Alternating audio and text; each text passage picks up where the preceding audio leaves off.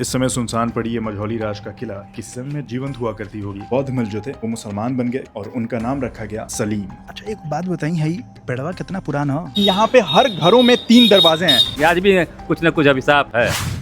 नमस्कार दोस्तों, मैं हूं आलोक मिश्रा और आप सबका स्वागत है मेरे इस चैनल ऑल ओके पे।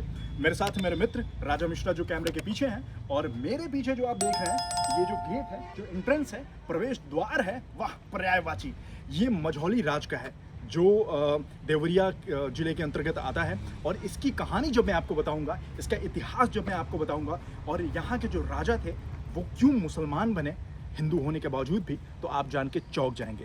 हम कोशिश करते हैं कि महल के अंदर जा सकें और अंदर से आपको सारी चीज़ें दिखा सकें और इन्फॉर्मेशन दे सकें। तो बने रहिए हमारे साथ, आइए चलते हैं।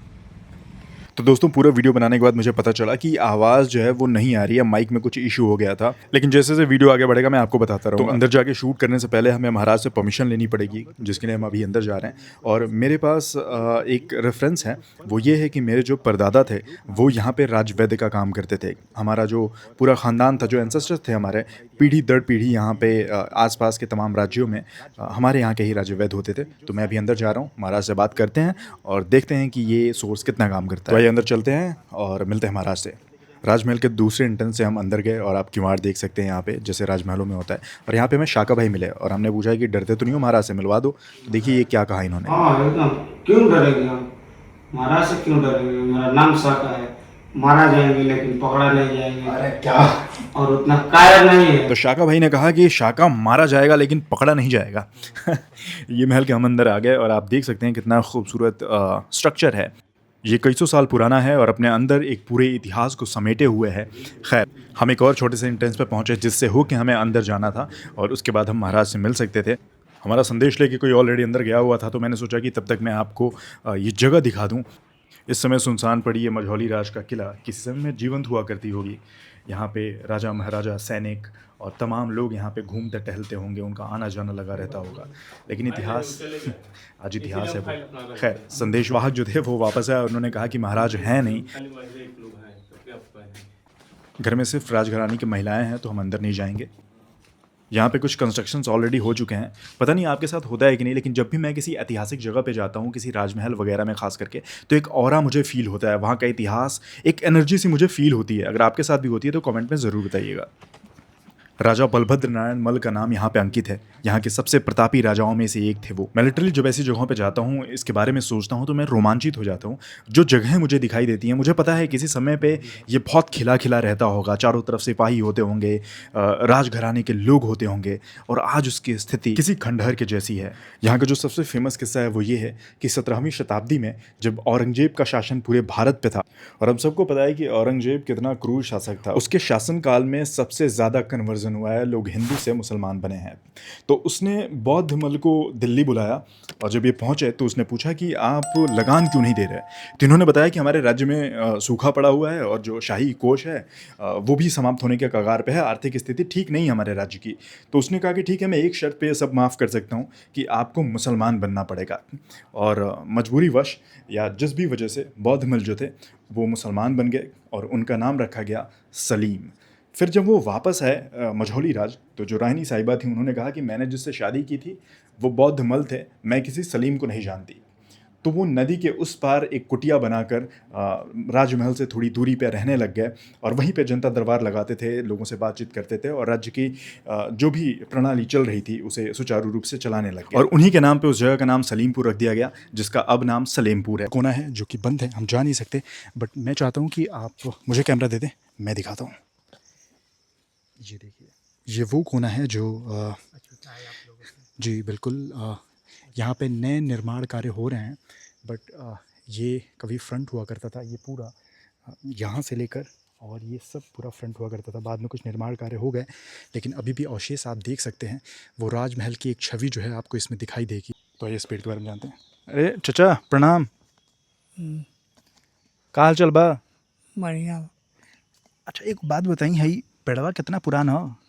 बहुत पुराना साल रहा तब के। तब वो कौ साल हो गई? अरे कोई 100 बरिस बा। मतलब 200-300 बरिस? अच्छा, आपन नाम का? अब राम सिंगार कब से बानी रुए जा? हाले से पानी हम ढेर दिन लगा। अच्छा ठीक हुआ। तो ये इस पेड़ के पीछे की कहानी, कई सालों पुराना है ये पेड़, और ऐसे यहाँ पे बहुत सारी चीज़ें हैं जो बहुत पुरानी हैं, जिसके बारे में बताएंगे मेरे दोस्त राजा मिश्रा। ये लीजिए। नमस्कार दोस्तों, मेरा नाम है राजा मिश्रा और कुछ चुनिंदा चीज़ों के बारे में मैं आपको बताने जा रहा हूँ। मुझे लगता है कि जितना पुराना ये महल है, ठीक उतना ही पुराना ये पाकड़ का विशाल पेड़ भी है। ये पुराने अवशेष हैं जो कि आज वर्तमान समय में खंडहरों में तब्दील हो गए हैं। इनका रख रखाव अच्छे से न होने के कारण ये अपनी पुरानी अवस्था से काफ़ी विचलित अवस्था में पहुंच चुके हैं। तो देखिए दर्शकों, यही वो कुआं है जिससे मझौली स्टेट के जो राज परिवार थे और जो यहाँ के दरबारी लोग थे और जनता के लोग थे, वो इसी कुएं से पानी पिया करते थे। पर मझौली राज का किस्सा सिर्फ राजा तक नहीं जुड़ा है, राम जी से भी रिलेटेड एक प्रसंग है, उसके बारे में भी बताएंगे, और इस गांव के हर घर में 3 दरवाजे होने का रहस्य भी जानेंगे। तो हम पहुंच चुके हैं मझौली राज के गांव में, और यहाँ पे आप देखेंगे कि यहाँ पे हर घरों में 3 दरवाजे हैं। यहाँ पर भी 1 2 3, तो यहाँ हर घरों में 3 दरवाजे हैं, और इसका किस्सा जान के, इसके पीछे का कारण जान के आप चौंक जाएंगे। तो दरअसल मझौली का जो राजमहल बना था वो 3 तरफ से घिरा हुआ था नदियों से, और उसमें वास्तु दोष था, वो सूर्य के विपरीत दिशा में बना हुआ था, और जिसकी वजह से बहुत सारी प्रॉब्लम जो है वो राजमहल में आ रही थी। तो उन्होंने एक पंडित को बुलाया और उससे पूछा, भाई कि इसके पीछे का कारण क्या है। तो जो पंडित थे उन्होंने बताया कि दरअसल वास्तु दोष है इनके राजमहल में, और उसे सूर्य भेद कहते हैं। तो उसका उपाय क्या था? तो उसका उपाय यही था कि हर घर में 3 दरवाजे बनाए जाएं। तो यहाँ पे ऐसे बहुत सारे पुराने घर हैं जिसमें 3 दरवाजे बनाए गए हैं। ये किस्सा है राजा बलभद्र नारायण मल्ल के पूर्वज जो थे 12वीं सेंचुरी में, उनकी। राजाओं के ज़माने में कि कुछ सूर्य भेद लगता है गांव पर।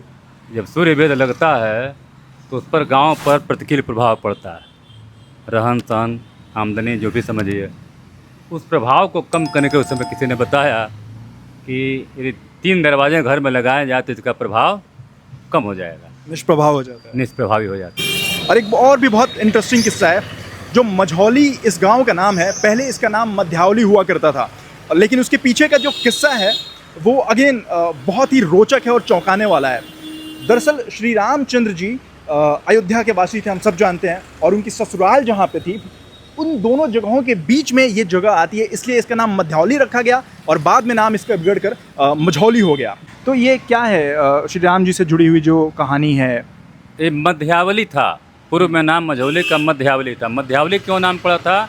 अवध स्टेट और यहाँ पटना स्टेट दोनों के बीच की राजधानी थी मध्यावली। यही मध्यावली प्राकांतर में था और बदलते बदलते मझौली हो गया।